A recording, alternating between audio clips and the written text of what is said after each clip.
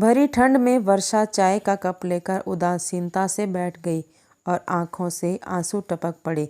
अभी कल की ही तो बात थी जब नीलेश ने इतना कुछ सुना दिया था वर्षा को।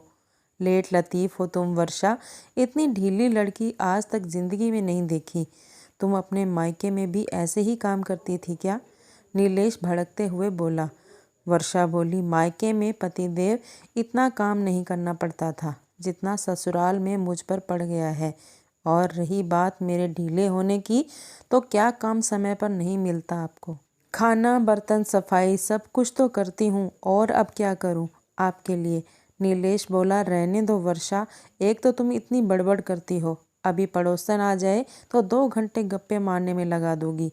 तुम जैसी औरत से शादी करके फंस गया हूँ मैं। तैयार होने में 1-1 घंटा वेस्ट कर देती हो। वर्षा, तुम हर बात पर बहस करती हो, जो मुझे बिल्कुल भी पसंद नहीं है। वर्षा इस बारी कुछ न बोली। वह जानती थी नीलेश से बात करने का कोई फ़ायदा नहीं। नीलेश ने कभी कोई भी काम में वर्षा का सहयोग नहीं किया था, बल्कि हमेशा हर काम में नुक्स ही निकाले थे। नीलेश जब वर्षा को डांटता तो ना आव देखता ना ताव, ससुराल वालों के सामने ही शुरू हो जाता। नीलेश की माँ और बहन खूब मज़ा लेती जब नीलेश वर्षा को सबके सामने भला बुरा कहता। वर्षा ने अब बहस करना छोड़ दिया था, फिर भी नीलेश ने उससे टोकना नहीं छोड़ा। वर्षा के नारीत्व मन को हर बार नीलेश ठेस पहुंचाता। अब वर्षा का दम घुटने लगा था नीलेश के साथ, क्योंकि उसे नीलेश ने कभी वह मान सम्मान नहीं दिया था जो एक पति अपनी पत्नी को देता है।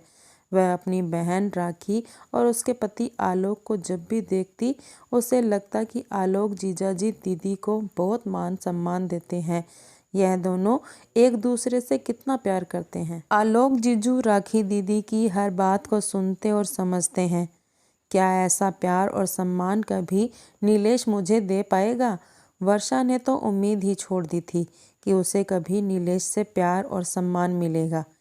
दूसरे दिन नीलेश बहुत रोमांटिक मूड में आकर जब वर्षा के पास आया तो वर्षा उसे परे हटाते हुए बोली, नीलेश दूर रहो आप मुझसे, वैसे भी आपको मुझसे प्यार है ही नहीं। नीलेश बोला, ये प्यार नहीं है तो क्या है? वर्षा बोली, ये सिर्फ हवस है नीलेश, जिसे तुम प्यार कहते हो। फिजिकल होना प्यार नहीं होता, बल्कि अपनी पत्नी को मान सम्मान देना, उसकी केयर करना, वह जैसी है उसे वैसे ही अपनाना प्यार है। जब चाहे तुम मुझे डांट फटकार देते हो, ये भी नहीं देखते कि आसपास कौन है। आप ही जब मेरा मान सम्मान नहीं करोगे तो कौन मेरा सम्मान करेगा नीलेश? आपके कारण घर में आज मेरी फूटी कोड़ी जितनी भी इज्जत नहीं रह गई है। सास और ननद का तो मैं सह गई, मगर कल जब हमारे छोटे बेटे गोलू ने भी मेरी बेइज्जती कर दी तो मैंने बोला, गोलू तुम ऐसे कैसे बोल रहे हो? तो वह बोला, आपसे सभी ऐसे ही तो बात करते हैं मम्मा, आप उन्हें तो कुछ नहीं कहती। नीलेश, कल मेरे मातृत्व को ठेस पहुंची है। वैसे भी मेरा नारीत्व तो कब से मर चुका है, मगर अब मैं अपने मातृत्व की रक्षा जरूर करूंगी। इसलिए मैंने हमेशा के लिए तुमसे दूर जाने का फैसला किया है, और मुझे विश्वास है कि तुम्हें कोई दिक्कत नहीं है, क्योंकि वैसे भी तुम मुझसे परेशान हो। नीलेश ये सुनकर डर गया।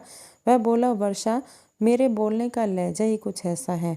मैं नहीं जानता था कि तुम्हें मेरी हर बात इतनी बुरी लगती है। वर्षा बोली, नीलेश तुम्हारे ये मीठे डायलॉग सिर्फ आज रात ही रहने वाले हैं। कल तुम वापस से वही बेदर्दी नीलेश बन जाओगे जो जब चाहे चिल्ला सकता है, क्योंकि वह एक मर्द है। नीलेश ने वर्षा से सॉरी कहा, मगर वर्षा उस तरफ मुंह करके सो गई। अगले 5-6 दिन तक भी वर्षा का व्यवहार बेरुखा ही रहा। मैं आगे से कोशिश करूँगा कि मैं तुमसे झगड़ा ना करूँ। नीलेश सह ना सका और वह बोला, मैं वादा करता हूँ वर्षा। वर्षा ने अब भी कोई प्रतिक्रिया नहीं दी, क्योंकि इस बार वह एक कड़ा फैसला लेने का इंतजार कर रही थी। नीलेश भी इस बार वर्षा के इस रवैये से डर चुका था। दोस्तों, वर्षा को क्या करना चाहिए? आपकी राय कमेंट बॉक्स में ज़रूर दें।